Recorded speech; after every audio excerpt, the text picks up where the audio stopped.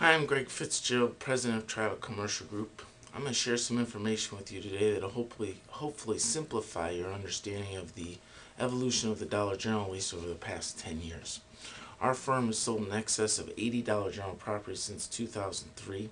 What we do is we connect successful real estate buyers and sellers in a powerful yet simple win-win dynamic. And we do it by utilizing our process called the Closing Navigator. But more important, let's talk about the evolution of the Dollar General lease. There's two takeaways I really want you to have from today. One is all Dollar Generals are not the same, lease structure are not the same. And two, the later the lease commencement, the closer to triple net you're more likely to be with the Dollar General lease. There's been four basic Dollar General lease structures over the past 10 years, back to 2000, 2001, and then dating back even prior to 2001. I'm going to cover all four real quickly right now. Any lease that commenced prior to 2000, 2001 I describe as a gross lease, and that's the landlord's responsible for the three nets. The landlord is responsible for paying completely 100% of the real estate taxes. They're responsible for securing, maintaining, and paying for the building insurance, and they're responsible for 100% of the building maintenance. So any lease that commenced prior to 2000, 2001 was a gross lease, and that really is related to the fact that Dollar General was an inline tenant. As they slowly, over the course of the last 10 years, following suit like drugstores, and they slowly morphed into a single tenant type tenant, their leases followed suit with that as well.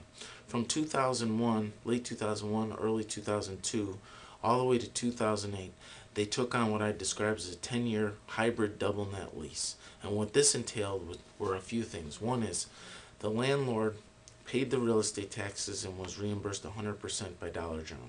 The landlord secured and paid for the building insurance and was reimbursed 100% by Dollar General. With respect to the maintenance, the third net, that's where the hybrid comes in. The landlord's really responsible for all the maintenance. Dollar General really simply just pays a parking lot maintenance allowance. It's a reimbursable amount where they reimburse the landlord on a monthly or annual basis for keeping the parking lot and lawn clean. So that lease was really kind of in effect from 2000 to 2008. That's the most common lease that you see in the marketplace, just by virtue of the timing and the duration of that lease structure. Around late 07, 2008, they started to morph it a little bit closer to triple net, and they also changed their lease term. What they moved to was a 15-year lease term, still a double net hybrid, I'd say, but getting closer to triple net. And what this lease structure entailed was the landlord paid the real estate taxes, gets reimbursed 100%.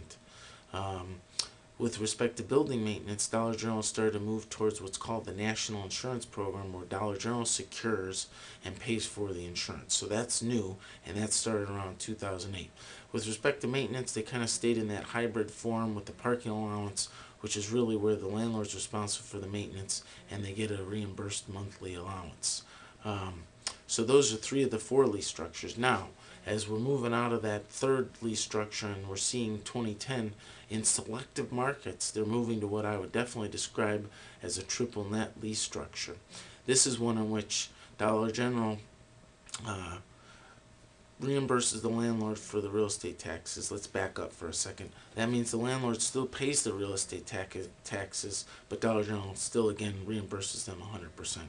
They now keep the National Insurance Program, where Dollar General secures the building insurance and takes care of the payment all themselves. So two of the nets are definitely triple net. Now the third component that we're starting to see again in selective markets that makes it a triple net is there's language in the lease that has Dollar General responsible for maintaining the building structure, property entirely. So those are the three nets, and we're seeing that triple net. Just to summarize the two takeaways real quick. One is not every Dollar General lease is the same. And two, the later the lease commencement, the more likely we are to be closer to triple net. And there's some benefits of this in the marketplace. You're seeing a lease that has a longer lease term, 15 years instead of 10, and even back circa 2000, 2001, they had 5 and 3 year lease terms. So we have a deal that's more financeable. You have Dollar General benefiting probably from economies of scale in their management of the properties, as well as their buying power with insurance. So there's some benefits for Dollar General. There's some benefits in the financing environment, and that's also spilling over to the sellers and buyers, the developers and investors that end up building and owning the properties.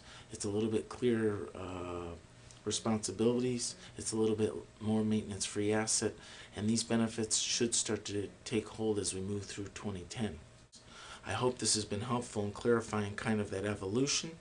If you have any further questions, I encourage you to get in touch with our real deal makers of our firm, Bill Whites and Corn on West 4 Lines. Thank you for your time, and I hope to talk with you again soon.